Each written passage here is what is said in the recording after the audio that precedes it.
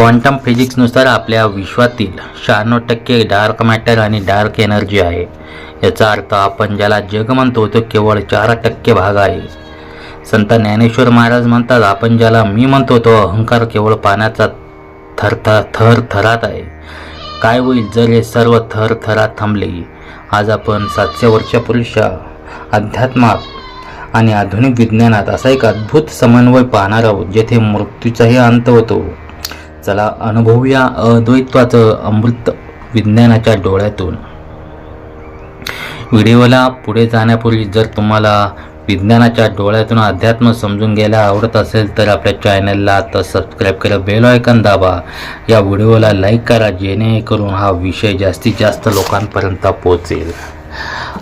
त्याचे वायूच्या स्फोरणात ठेवले आणि उदक सहज सपाट झाले, तरी आता काय निमाला विचारी पहा. जसा बाह्य शक्तीमुळे वारा निर्माण झालेल्या ऊर्जेचा प्रवाह थांबला, तेव्हा माध्यम पुन्हा त्याच्या मूळ समतोल अवस्थेत आले. अशा वेळी नेमकं कोणतं द्रव्य नष्ट झालं? लाटेच्या रूपातील ऊर्जेचा प्रवाह नष्ट झाला, पण पाणी नष्ट झालं नाही. या तत्वाचा विचार करावा. ज्ञानेश्वर माऊली अमृतानुभव लिहित असताना शब्दाच्या पलीकडचा अनुभव वैज्ञानिक दृष्टिकोनातून मांडत आहेत. ओवी 107 म्हणजे ज्ञानेश्वरी अध्याय 2. ओवी 107 मध्ये ते ब्रह्मांडाचा लय कसा होतो हे एका साध्या निसर्ग चित्रातून सांगतात. आधुनिक विज्ञानाचे ऊर्जेचे संवर्धन सांगते की ऊर्जेची निर्मिती होत नाही आणि तिचा विनाश देखील होत नाही, केवळ तिचं रूप बदलत असते. पाणी हे माध्यम आहे, ते स्थिर आहे, पण जेव्हा बाह्य शक्ती त्याच्या संपर्कात येते आणि तेव्हा ऊर्जेचा प्रवाह पाण्यात शिरतो आणि पाणी स्फुरण पावते. हे स्फुरण म्हणजे लाटा. आपल्या मनातील विचार, वासना, संकल्प म्हणजे बाह्य ऊर्जेचे स्रोत, ज्यामुळे आपल्याला शरीरातील चैतन्य स्फुरित होते. आपल्याला वाटतं आपण व्यक्ती म्हणून जन्माला आलो, आपण मोठी होणार आणि मरणार, पण विज्ञानानुसार आपण केवळ ऊर्जेचं एक क्षणिक रूप आहोत. आता निमाले म्हणजे काय? माऊली प्रश्न विचारतात, तरी आता काय निमाले? जेव्हा बाह्य ऊर्जा म्हणजे वारा थांबते तेव्हा लाट अदृश्य होते. मग ऊर्जा नष्ट झाली का? विज्ञानानुसार लाटेच्या रूपातील ऊर्जा पुन्हा पाण्यात समाविष्ट झाली. पाणी किंवा द्रव्य नष्ट झालं नाही. लाट हे पाण्यापेक्षा वेगळं अस्तित्व नव्हतं, ते केवळ पाण्याचे एक विशिष्ट रूप होते. पाण्या म्हणजे लाट कधी नष्ट झाली नाही, ती केवळ मूळ द्रव्यात पुन्हा विलीन झाली.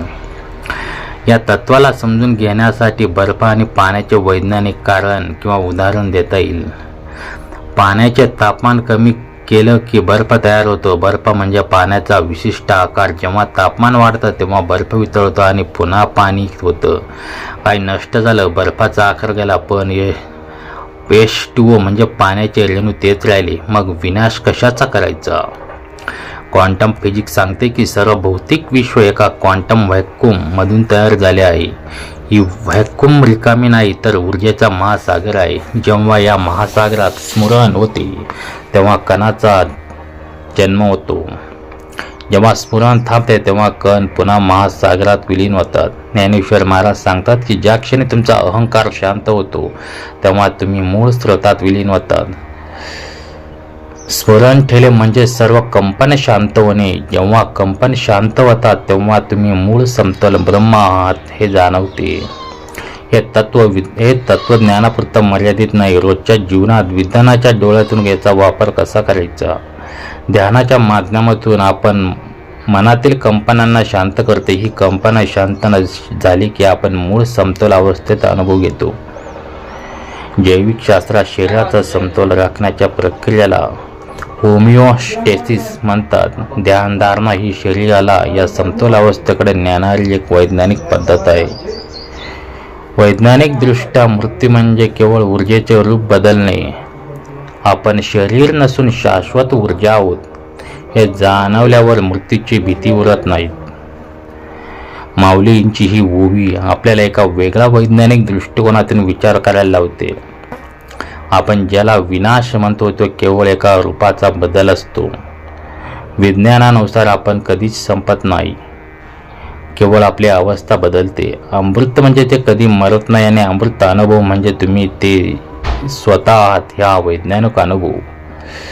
मित्रांनो, ज्ञानेश्वर महाराजांचा हा वैज्ञानिक विचार तुम्हाला कसा वाटला? तुमच्या मनात अहंकाराच्या कोणत्या लाटा उठतात हे आम्हाला कमेंट्समध्ये नक्की सांगा. जर तुम्हाला हा विषय विज्ञानाच्या डोळ्यातून आवडला असेल तर तुमच्या किमान 5 मित्रांना हा व्हिडिओ शेअर करा. अमृतानुभवमधील पुढील बोव्यांचे वैज्ञानिक विश्लेषण पाहण्यासाठी चॅनेलला भेट देत राहा. भेटूया पुढच्या व्हिडिओमध्ये.